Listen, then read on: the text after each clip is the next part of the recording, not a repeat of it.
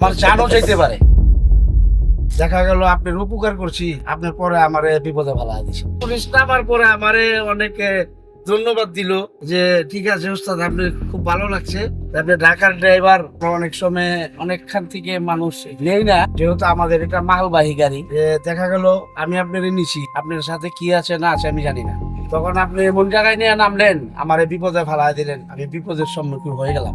গাড়ি চালাই বিগত 10-12 বছর ধরে। এই কারণে আমরা যদি যে পরিচিত কিংবা পরিচিত ড্রাইভার হেল্পার আমরা নিয়ে যাই, কিন্তু ওই রকম বিপদে পড়লে আমরা টাকাটা হেল্প করি, তারপর আমরা গাড়িটা নেই না।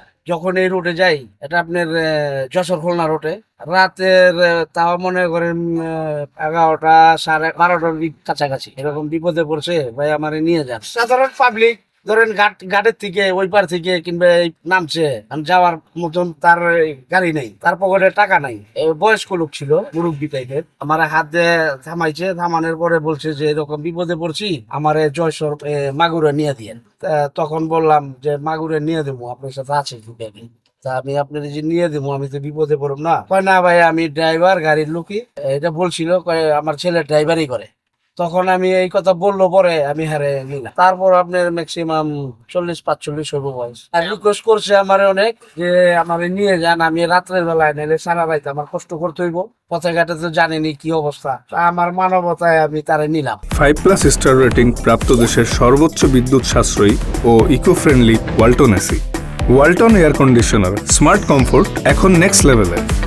পথে তারে চাপানো খাওয়াইছি আমার নিজের টাকা দিয়ে, আমি আর আমার অ্যাসিস্ট্যান্ট ছিল, আমার হেল্পার। তারপর আমি মনে করেন ওই লোকের আমি রাত্রে 1:30টার দিকে আমি তারে মাগুরা নামায় দিই। হ্যাঁ, চাপানিও খাওয়াইছি। তারপর ওইখান থেকে আরেকদিন মাগুরার থেকে পুলিশ কর্মকর্তারাও আমি এরকম হেল্প করছি। তার কাছে কোনো টাকা ছিল না, তার টাকা হারায় গেছে, সে ঢাকার থেকে গেছে। তার যে মনে করেন শরীরের যে একটা লেবেস দেখে আমার অনেক মায়া লাগছে আর কি, যে হারায় যাইতে পারে। মানুষের চেহারা দেখলে আর কি ভাবা যায় যে এটা বিপদগ্রস্ত, ক্ষুধার্ত। তার চেহারার মধ্যে মনে করেন একটা কষ্ট কষ্ট ভাব। তারপরে আমি নিয়ে তারে নিয়ে গেছি। পথে আমরা হেল্পার ড্রাইভার যখন খাওয়া দাওয়া করব, তারে নিয়ে সাথেই মনে করেন রুটি চা বিস্কুট খাওয়াইছি। মুরব্বী আহেন, আমরা নিজেরা খামো, আমাদের গাড়িতে উঠলে আমরা কোনো সময় আরেকজনের রাইখা খাই না, এরকম বলছে।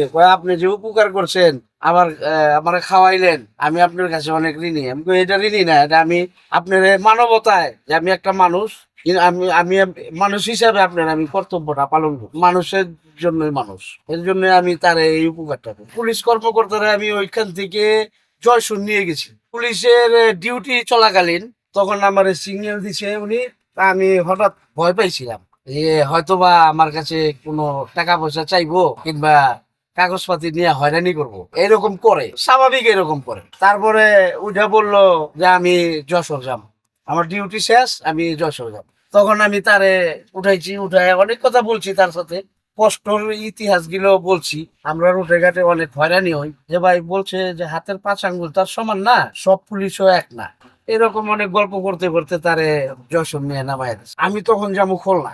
আমার গাড়ি এরকম ভরা ছিল, বাজারের রং ভরছিলাম নবীনগর থেকে।